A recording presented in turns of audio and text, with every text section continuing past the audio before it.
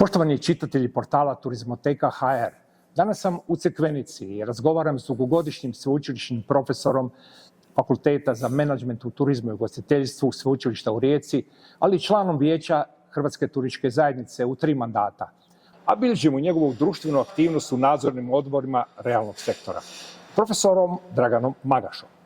Održivost u nas, ali u svijetu, bojim se, postaje mantra.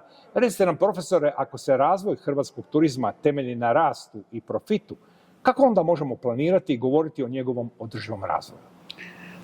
Pa ne znači ako razgovaramo o profitu i o rastu, ja bih radije rekao razvoju, jer onda ipak uključuje kvantitativni i kvalitativni pristup, da ne možemo raditi profitabilno. Dapače, vidimo iz masu primjera da danas ono što je održivo je zapravo i skuplje i profitabilnije. Pa se nadam da ćemo u tome uspjeti. Međutim, ono što je bitno ovdje, obzirom na situaciju koju mi danas imamo u Hrvatskoj, to je po meni svi akteri u turizmu, da bi mi bili u konačnici održiva turistička destinacija, bi trebali se okrenuti od tog takozvanog razvojnog ili rasta prema kontroloru. Svi akteri bi zapravo trebali biti kontrolori rasta u turizmu, posebno mi koji smo zainteresirani, zato jer nama nema ko drugi pomoć. Ako mi sami koji koristimo, nadam se da ćemo koristiti dalje, a ne raubovati te resurse, onda mi zapravo ćemo doprinijeti tom održivom razvoju kao tako. Prema tome, dakle, iz nekakve sfere razvoja, rasta, radi profita, mi moramo se pretvoriti u nekakve aktere kontrolora, ja bih rekao, u turizmu, i onda mislim da ćemo tu stvarati pretpostavke da zapravo shvatimo, razumijemo da resursi prirodni nisu da su oni moraju koristiti, ne raubovati, i da su oni nemaju alternative za nas i za naš turizam. Svjedoci smo kaotične urbanizacije Jadranske obale i prostora kao najvrijednijeg nacionalnog resursa. Imamo nekontrolirane nekretninske ekspanzije koje potpuno mijenja primorska mjesta i cijelu obalu. Kako to zaustaviti ili bolje, kako ostvariti održivo upravljanje turističkim destinacijama?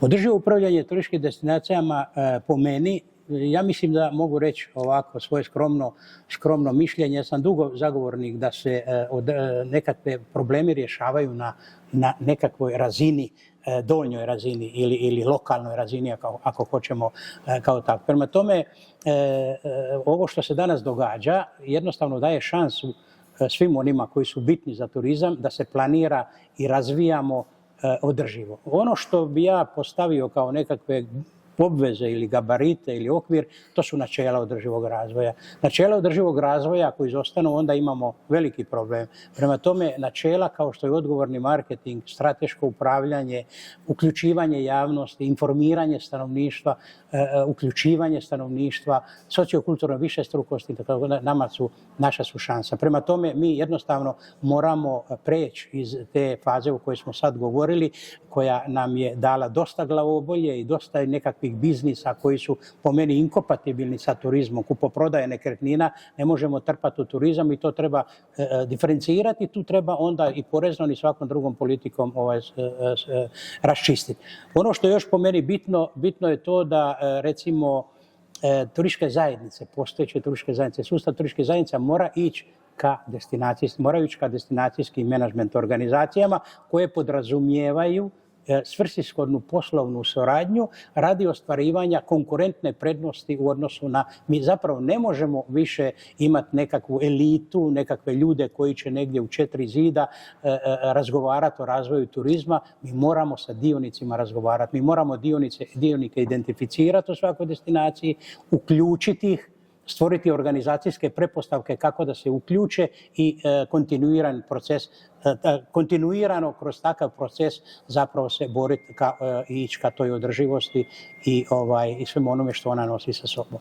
Većina je u Hrvatskoj dočekala novi zakon o turizmu s dobrodošlicom. Kako ispuniti njegove planove i nakane? Ponovit ću ono što sam malo prije rekao, dakle ja sam jako veliki pobornik toga da se na lokalnoj razini te stvari rješavaju. Zakon o turizmu je dao šanse, ali ja bih pored Zakona o turizmu spomenuo i ostale zakone. Recimo Zakon o turističkim zajednicama i promicanju hrvatskog turizma je stvorio jako dobre pretpostavke upravo za ovo da se ide od turističke zajednice kao sustava za umrežavanje različitih interesa ka destinacijskoj menadžment organizaciji koja podrazumijeva ima obvezu da se sa dionicima razgovara o budućim nekakvim perspektivama, razvoju turizma i tome slično. Jel? Prema tome, sama ta pristup niži, sam taj pristup odozdo prema gore, to mi je falilo da kažem, je po meni jedan dobar pristup i pristup koji Zakon o turizmu stvara dobre pretpostavke za to. Prema tome, sposobnost podnošenja kapaciteta, stupanj razvijenosti destinacije i tako dalje, sve su to popratni dokumenti bez kojih Zakon o turizmu zapravo i ne vrijedi. Iz tog zakona moramo operacionalizirati sve ono što je bitno da bi mi na nižim razinama zajedno sa dionicima stvarali pretpostavke, stvarali taj plan upravljanja koji će u sebi inkorporirati sve ono što može i sve ono što ne može za nekakvu budući razvoj održivog turizma naših destinacija. Ali profesore, zar i do danas nije lokalna samouprava odlučivala i o GUP-ovima i o gradnji i davanju građevinskih dozvola za apartmane i sve ostalo. Dakle, mi ponovno njima vraćamo, a po meni oni su u sukobu interesa. Općinama, gradonačelnicima je u interesu da imaju što više komunalne naknade, dakle nove gradnje, jer će onda biti veće plaće, bit će više novca za gradnju vrtića i oni će opet pobijediti na izborima. Ja vas razumijem, ali ja mislim da je tomu došao kraj, da smo mi pomalo tu uvidjeli te zamke i te probleme koji su bili. A ne bi se složio, jer kod građevinskih dozvola, kod prostornog planiranja je umrežena na neki način se mora dati odgovor. Jedan dio lokalna samouprava, jedan dio regionalna, jedan dio nacionalna. I tu mislim da nema na neki način dobre sinergije. I zato ti gradonačelnici i ovi svi koji ste sad spomenuli u jednoj takvoj situaciji koriste te slabosti. I onda daju mom mandatu šta se može, daj jer mi to treba, jer mi novci trebaju, ne znam i tako dalje. Ali kad se stavimo u tu poziciju da sam ja kao gradonačelnik, da sam ja kao predsjednik turističke zajednice i moja direktorica ili direktor turističke zajednice odgovorni zašto buja nešto što ne smije bujati, ja mislim da će to polučiti rezultate. I kod same, recimo vidite, kod zadnje ove, kako se zove, ove koncesijskih odobrenja i kod koncesije za plaže, opet regionalna samouprava mora nešto reći. Opet iz kancelarije neko kaže kakve ćemo mi plaže u Crikvenici imati i to je rezultat na koncu, evo blizu sjedimo ovdje, glavne crikveničke plaže, da mi već 10 godina nismo riješili taj problem jer je županija u svojim nekakvim aktima, svojim nekakvim odlukama napravila kardinalne greške i mi sada jednostavno svi čekamo da se nešto dogodi, a nikako da se dogodi to. Prema tome, mislim da treba zadužiti lokalnu samoupravu čim više, staviti odgovornost na nju, ali ono čisto, jasno, 100% odgovornost i da se točno zna ko je odgovoran za to, ne da prebacujemo jedan dio na regionalnu, jedan dio na nacionalnu razinu, ne znam i tako dalje. Mislim da nema razloga. Bez neke kontrole odozgo. Kontrola će uvijek biti, inspekcije državne, ne znam i tako dalje. Moraju biti, ne? Ali bez takvog jednog pristupa, na koncu, slušajte, kako se razvio Rovinj, kako se razvio Poreč, kako je Crikvenica zapravo se razvila pomalo i u negativnom smislu, ne? Dakle, sve su to odluke koje su vidi točno gdje se dobro radilo i gdje se borilo i gdje Istra se bunila, a mi smo jednostavno drugi ovako, daj što se uvati da u tom momentu.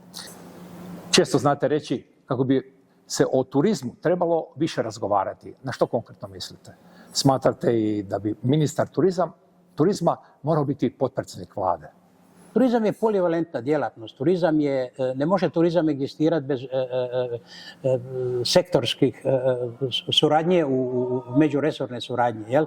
Prema tome, ako mi kažemo da je turizam danas, često puta ćemo čuti od ljudi koji rade u turizmu, a baš to možda i ne znaju obličiti, tako dalje, pa kaže moja teta, turizam je zapravo sve oko nas i ona je u pravu. Jel? Prema tome, ako je turizam sve, onda i turizam od onoga prelaska granice, odputovao sam udobno, neudobno, ceste su dobre, nisu dobre, ljubazno stanovništva, ovakva infrastruktura, suprastruktura u destinaciji, način života i tako dalje, onda mi jednostavno moramo voditi o tome računa i ja mislim da ovaj zakon o turizmu ublažio taj pristup koji ja osobno zagovaram već 20 godina, da potpredsjednik vlade mora biti ministar turizma jer onda ima ingerencije nad ministrima i kad se određeni program donese, onda je on zadužen da oni provode to, a ne da se stavlja, kao što imamo zadnje situaciju, na razinu državnog tajnika u Ministarstvu turizma koji mora zapovijedati svima i ovi normalno onda drže fige u džepu i kaže daj ti gledaj svoja posla, mi ćemo gledati svoja. Jel? Prema tome, ovaj zakon o turizmu je ublažio taj problem s time što je proglasio vijeće za upravljanje turizmom gdje je premijer na čelu, ili stručno vijeće i znanstvena vijeća su tamo savjeti, ali ja ipak mislim da je tu puno i politike. A i zbog uloge turizma u društvu. Apsolutno. I da je tu puno politike i da jednostavno i dalje bi bilo po meni ovaj moj prijedlog, ne samo moj, nego većina ljudi iz struke drži da bi taj prijedlog bio dosta dobar. Da jednostavno imamo čovjeka koji je odgovoran na vrhu te piramide, ali da može ima i mrkvu i batinu, ono što se kaže. Sudjelovali ste u projektu Akcijski plan unapređenja ponude i turističke valorizacije jadranskih plaža. Na koji način sustavno i kvalitetno upravljati tim iznimno važnim resursom? Radili smo nekoliko projekata na nacionalnoj razini, na lokalnim razinama, na županijskim razinama, ne znam i tako dalje. U toj analizi problema koji se tu javlja se isto tako taj preopterećenost, prenapučenost. Pa se čak javlja prenapučenost i preopterećenost, a u većini naših destinacija je puno više prostora ima nego što turisti kao kupači koriste. I tu smo koristili nekakva iskustva, odnosno iskustvo, ja bih rekao, koje je po meni dosta dobro, a to je iskustvo takozvano tematizacije plaža. Dakle, disperzija ljudi u prostoru koji će tražiti nešto za sport, negdje mir, tišinu, negdje neku kulturu, negdje neku muziku, negdje nekakav dnevni boravak da boravim tu na toj plaži čak i u pred i pod sezoni i tako dalje. Tako da mi držimo da je ta tematizacija plaža u Hrvatskoj. Mi imamo negdje oko 2000 recimo se evidentirani plaža u Hrvatskoj. Ovdje u Crikvenici imamo, Crikveničko-Vinodolskoj rivijeri imamo oko 12 km obale. 12 km obale, sve se ovdje na glavnoj plaži odvija i u Jadranovu koji je sad nešto inovirao, modernizirao tu plažu i tako dalje. I mi nikako nećemo da prihvatimo tu činjenicu da zapravo u tom prostoru napravimo popis resursa koje imamo, plaža, katastar plaža mi smo zvali, koje imamo i da jednostavno usmjeravamo vas, mene, koji smo 65 plus jer nam treba mir, treba nam komad prostora, hlada, treba nam, ne znam, nešto što da se odmorimo, da drugačije proživimo tu plažu, doživimo tu plažu nego što doživljavaju ti mlađi, ti koji imaju preferencije drugačije nego mi i tako dalje. Profesore, evo, na primjer, ja sam razočaran, na primjer, da bi došao do ovog mjesta gdje razgovaramo, a on je uz plažu, prošao sam jedno 2-3 km u samu plažu, to je auto na autu. Dakle, pozadina plaže su parkinzi ovdje u Crikvenici. Pa zar se bar ne bi od ovog dijela plaže sa svim ovim sadržajima koje vi s pravom najavljujete i tražite, zar se barem to ne može, ako se ne može smanjiti promet koji je velik ne samo u Crikvenici nego na cijelom našem priobalju? Pa sigurno da bi trebalo, bilo bi poželjno i koliko ja znam Crikvenica ima nekakve projekte na današnjem centru glavne tržnice, tamo na parkirališnom prostoru se misli raditi upravo te velika garaža sa sadržajima na vrhu, na dnu, ne znam, poslovni prostori, ovo, ono i tako dalje. Da se barem makni automobili od plaže. Tako je, da. Ali dobro, konfiguracija je takva. Evo ovdje gdje mi sjedimo su, gdje ćete maknuti? Maknut ćete tu iza hotela, tamo opet ne možete jer je aglomeracija zapravo tih kuća i toga. Tako da je u tom dijelu, ja mislim da su rješenja da se to dislocira negdje vani, da onda komunikaciju imamo sa tim ovim našim vlakićima ili ne znam nečim i da ostavimo tamo, da je auto siguran, da je pod krovom. Na kraju da se naplati taj se naplati taj parking. Ali ne da se da opet nekome sa strane, nego da ostane grad. Ne, apsolutno. I danas, recimo, kad je riječ o Crikvenici, naša lokalna, ova komunalna tvrtka, ona upravlja parkirališnim prostorom i od toga, Dani kao član nadzornog odbora, od toga je to relativno pristojna pristojba. I za kraj, profesore, kako vi vidite organiziranje i vođenje turizma danas, ali i sutra? Ja već duže vrijeme zagovaram, to se mojim kolegama iz sustava turističkih zajednica ne sviđa. Ja držim da je nacionalna turistička organizacija naša jezgra. Nacionalna turistička organizacija je, kako ja to volim reći, puna struke.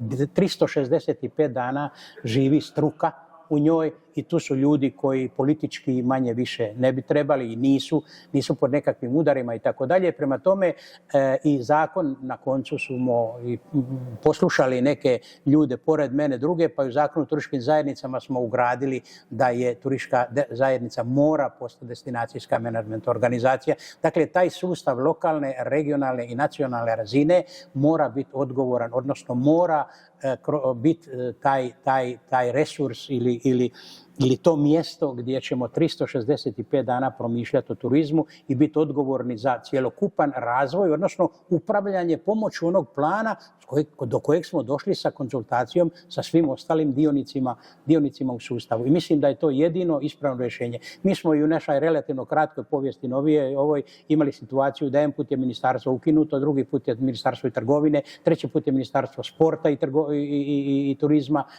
Dakle, kako koji političar dođe, on će to, a mi ono što nam je jako, jako bitno, naši prihodi od turizma, mi to ne možemo prepustiti tim nekim političkim ljudima, laicima u turizmu, da se oni igraju organizacijski tako. Ali nacionalna organizacija, ja zapravo ne znam danas iole solidnu zemlju turističku, a da nema nacionalnu turističku organizaciju, da nacionalna turistička organizacija nije ta oko koje se dosta toga vrti.